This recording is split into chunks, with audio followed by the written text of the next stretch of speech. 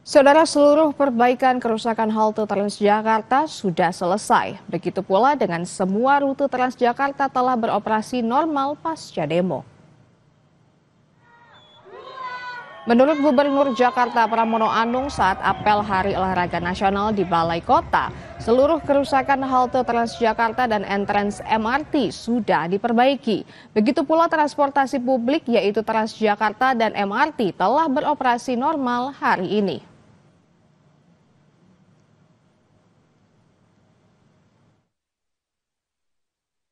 Kami sudah melakukan perbaikan dan alhamdulillah sampai hari ini semua moda transportasi terutama Transjakarta dan MRT sudah berjalan normal.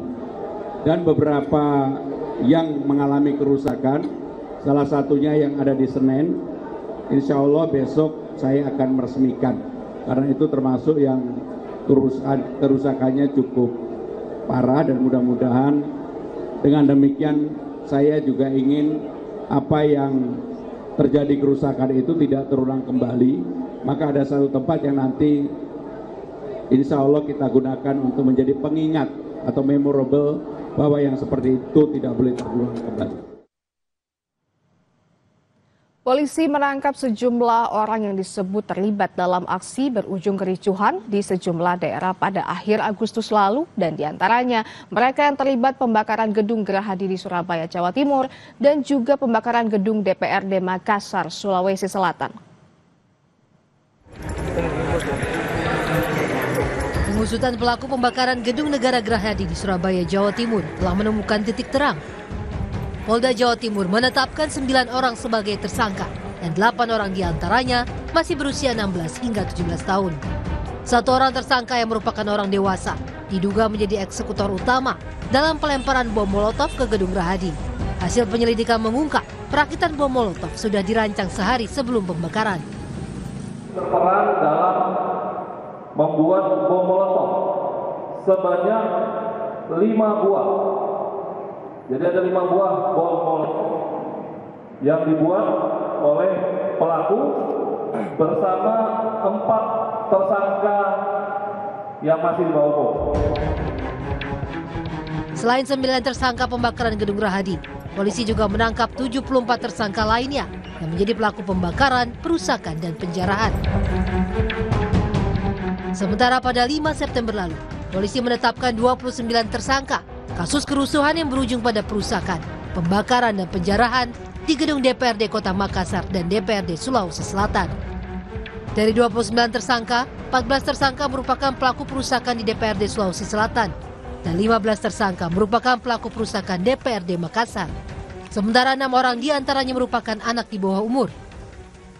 Ada flash disk yang isinya semua rekaman CCTV dan juga kita menganalisa dari semua media sosial yang waktu itu sedang live. Polisian masih melakukan pendalaman apakah ada aktor intelektualnya dan siapa orangnya. Nah, ini masih terus dilakukan penyelidikan. Jadi tidak berhenti di sini. Pihak kepolisian masih melakukan penyelidikan dan nanti kalau memang itu bisa dibuktikan nanti akan kita sampaikan kembali. Selain menangkap pelaku, polisi juga menyita sejumlah barang bukti. Sedangkan di Jakarta, Satreskrim Polres Metro Jakarta Utara telah menangkap 70 orang pelaku penyerangan kantor Polres Metro Jakarta Utara pada 31 Agustus lalu. Setelah diperiksa secara intensif, 66 orang ditetapkan sebagai tersangka.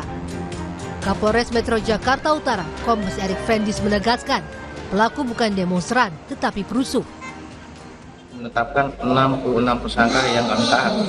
Jadi tolong digarisbawahi, ini bukan demonstran tapi perusuh yang tiba-tiba menyerang Mapolres. Perannya itu ya melakukan perusakan, kemudian pelemparan dengan barang bukti yaitu antara lain ada bekas bom Molotov, kembang api dan sebagainya.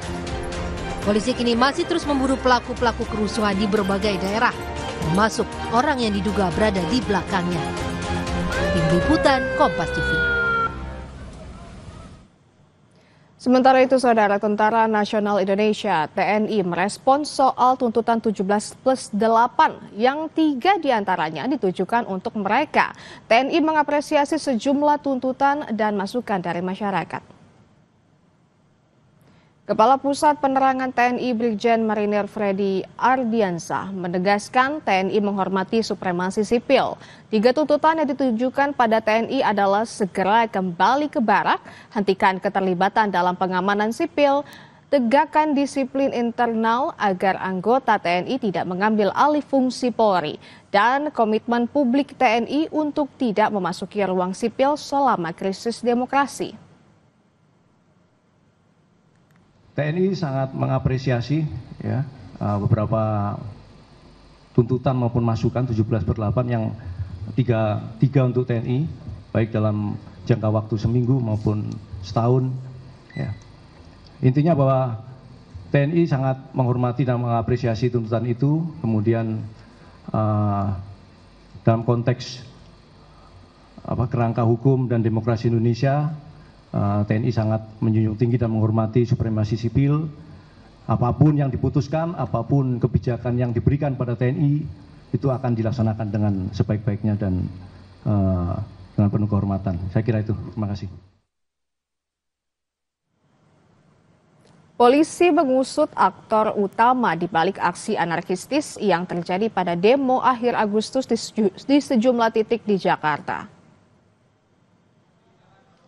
Kabid Humas Polda Metro Jaya Kombes Ade Ari Syam Indradi menyebut polisi sudah menangkap 43 orang yang diduga menjadi provokator aksi anarkistis dalam demo beberapa hari lalu.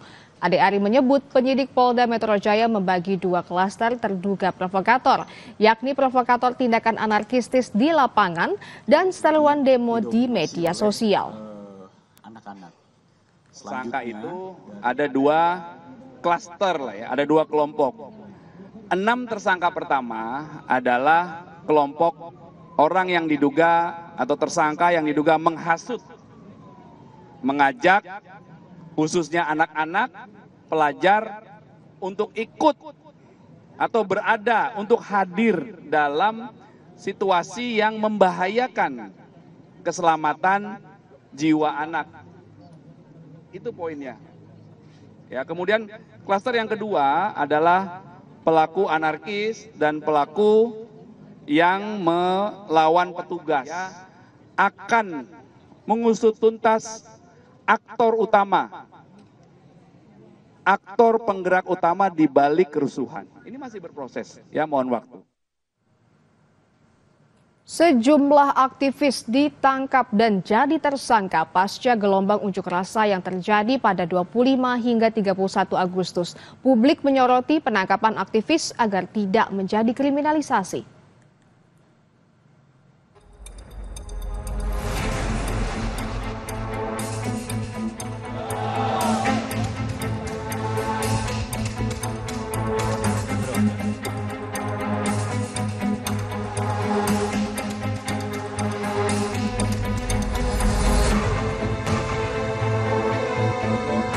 Saiful Amin, orator demo di Kediri, Jawa Timur yang sempat berdebat dengan Kapolres Kediri Kota saat demo 30 Agustus lalu ditangkap. Saiful Amin ditahan di rutan Mapolres Kediri Kota setelah diduga menjadi provokator pada demo yang berujung ricuh. Saudara SA, inisial SA, atas dugaan persangkaan pasal 160 KUHP berdasarkan penetapan dari adanya alat bukti keterangan saksi, kemudian alat bukti surat, kemudian alat bukti petunjuk. Direktur Lembaga Bantuan Hukum Al-Faruq, Taufik Dwi Kusuma, menyayangkan penetapan Saiful Amin sebagai tersangka. Ia menyebut mantan Ketua Cabang PMII Kediri itu bukan provokator atau dalang kerusuhan. Antara aksi solidaritas Afan dan kerusuhan itu 2 kejadian yang berbeda. Sekitar jam 5 sore atau sebelum peristiwa pembakaran dan penjarahan, Saiful sudah pulang. Kata Taufik yang dikutip dari media setempat, kediripedia.com. Sebelumnya di Jakarta, Del Pedro Marhain, Direktur Eksekutif Lokataru, juga ditangkap polisi. Del Pedro ditetapkan tersangka penghasutan melalui media sosial yang berujung demo ricuh dengan melibatkan remaja. Tersangka DMR adalah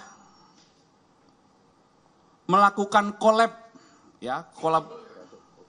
melakukan kolaborasi dengan akun-akun IG lainnya untuk menyebarkan ajakan agar pelajar jangan takut. Tersangka SH itu adalah akun atau admin dari akun IG, nama akunnya @gm. Perannya adalah juga melakukan collab akun IG untuk menyebarkan ajakan pengerusakan. Selain Del Pedro, ada pula Syahdan Hussein, admin sekaligus humas akun Instagram @gejayan memanggil yang juga ditangkap atas tuduhan yang sama. Tim Advokasi untuk Demokrasi menilai penetapan tersangka sejumlah aktivis oleh kepolisian cacat prosedur hukum. Tim meminta penangguhan penahanan untuk Del Pedro. Kami melihat ada dua proses yang miss dan yang sudah seolah-olah ini terburu-buru dan ini bukan seolah-olah ya, memang terburu-buru dan secara formil sudah cacat prosedur hukum. Jadi itu penting sekali untuk diperhatikan bahwa kemudian berpendapat dan sebagainya di dalam sosial media itu sangat mungkin sekali tanpa proses yang jelas kita bisa ditetapkan sebagai seorang tersangka dan dijemput. Menteri Koordinator Bidang Hukum, HAM, Imigrasi dan Pemasyarakatan Yusril Iza Mahendra menegaskan penangkapan Direktur Eksekutif Lokataru Foundation Del Pedro tidak melanggar hukum. Yusril meminta Del Pedro melakukan perlawanan sesuai mekanisme hukum yang berlaku. Dan saya kira setiap orang kan harus gentleman menghadapi satu proses hukum. Kalau misalnya oleh aparat disangka dia melakukan satu kejahatan dan menurut aparat penegak hukum ada bukti-buktinya, ada bukti-bukti permulaan yang cukup, tapi dia juga bisa menggunakan advokat untuk menyanggah. Direktur Eksekutif Amnesty International Indonesia, Usman Hamid, menilai penangkapan aktivis dan warga sipil yang diduga terlibat provokasi tidak tepat. Penyampaian pendapat di muka umum dijamin undang-undang. Tidak tepat ya. Pertama, secara material proses penetapan tersangka mereka didasarkan pada pasal-pasal yang saya kira lemah untuk menuduh mereka misalnya melakukan penghasutan kepada publik untuk melakukan tindak pidana atau misalnya melakukan penghasutan terhadap anak-anak untuk melakukan tindak pidana. Nah, yang terlihat di dalam sejumlah informasi yang saya pelajari termasuk dari pihak kepolisian, rata-rata itu berasal atau berawal dari posting di media sosial. Publik kini menyorot tindakan aparat yang menangkap sejumlah aktivis buntut demonstrasi akhir Agustus lalu di berbagai daerah. Desakan pembebasan aktivis dan warga sipil yang ditangkap karena dituding sebagai provokator terus disuarakan. Publik berharap agar penangkapan para aktivis tidak menjadi kriminalisasi atau pembungkaman suara kritis masyarakat. Tim Liputan Kompas TV. Saudara, gelombang unjuk rasa yang terjadi di berbagai daerah akhir Agustus 2025 meninggalkan dampak serius terhadap roda perekonomian Jawa Timur. Mulai dari retail, pariwisata hingga transportasi, semuanya mengalami penurunan omset akibat dampak demo. Kerusuhan di sejumlah kota industri dan pariwisata seperti Surabaya dan Malang membuat dunia usaha terguncang. Sektor retail terpapar paling parah dengan penurunan omset 80 bahkan 100% di titik rawan kerusuhan. Sektor pariwisata dan perhotelan juga terdampak langsung. Okupansi hotel turun 10 hingga 20%. Sedangkan transportasi dan logistik juga terdampak karena penutupan jalan dan pengalihan arus membuat distribusi terhambat dan biaya pengiriman naik. Imbasnya itu di retail, transportasi, sama di hotel pariwisata. Ini yang langsung untuk berdampak. Kalau untuk logistik mungkin hanya ada tambahan biaya dan tertundanya waktu, baik itu yang antar provinsi maupun yang untuk ekspor impor.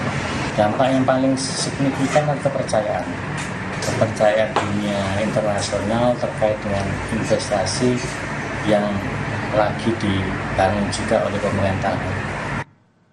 Saudara, seekor macan tutul yang kabur dari kandang karantina di objek wisata Lembang Park and Zoo masih dicari petugas. Informasi selengkapnya usai jeda.